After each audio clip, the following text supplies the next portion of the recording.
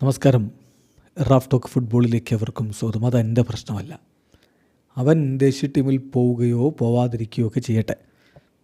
ഇവിടെ ഇപ്പോൾ നന്നായിട്ട് ട്രെയിനിങ് നടത്തുന്നുണ്ട്, നന്നായിട്ട് അവനെ കളിക്കാൻ പറ്റും. ഇതാണ് ഹൻസി ഫ്ലിക്ക് പറയുന്നത് ലാമിൻ യമാലിനെ കുറിച്ച്.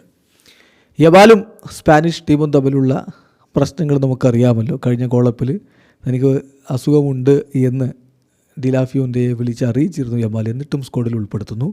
പിന്നാലെ ബാഴ്സലോണ താരത്തിന് പരിക്കുണ്ട് എന്ന കാര്യം സ്റ്റേറ്റ്മെൻറ്റ് ഇറക്കുന്നു. പിന്നെ സ്ക്വാഡിൽ നിന്ന് പിൻവലിക്കുന്നു. അങ്ങനെ അങ്ങോട്ടും ഇങ്ങോട്ടൊക്കെ കുറേ പ്രശ്നങ്ങൾ. ഹൻസി ഫ്ലിക്ക് പറഞ്ഞാൽ തനിക്ക് പിടിച്ചില്ല എന്ന് ഡിലാഫിയോണ്ട് പറയുന്നു. ഡിലാഫിയോണ്ട് പറഞ്ഞതിനെക്കുറിച്ച് തനിക്കൊന്നും പറയാനില്ല എന്ന് ഫ്ലിക്ക് പറയുന്നു. ഇങ്ങനെയൊക്കെയുള്ള സംഭവങ്ങൾ. ഇപ്പോഴിതാ വീണ്ടും ഒരു ഇൻ്റർനാഷണൽ ബ്രേക്ക് വരികയാണ്. സ്പെയിനിന് വേൾഡ് കപ്പ് ക്വാളിഫയറിൽ 2 മത്സരങ്ങൾ. ജോർജിയക്കെതിരെ നവംബർ 15 രാത്രി ഇന്ത്യൻ സമയം 10:30 ആദ്യ കളി.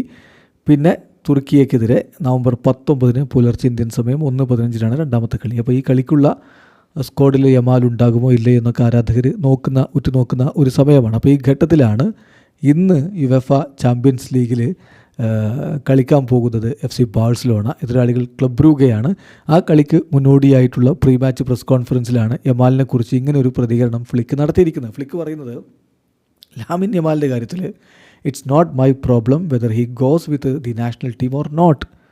അവൻ ദേശീയ ടീമിനോടൊപ്പം പോകുന്നുണ്ടോ ഇല്ലയോ, ദേശീയ ടീമിൽ കളിക്കാൻ പോകുന്നുണ്ടോ ഇല്ലയോ, ഇതൊന്നും എൻ്റെ വിഷയമല്ല, എൻ്റെ പ്രശ്നമല്ല.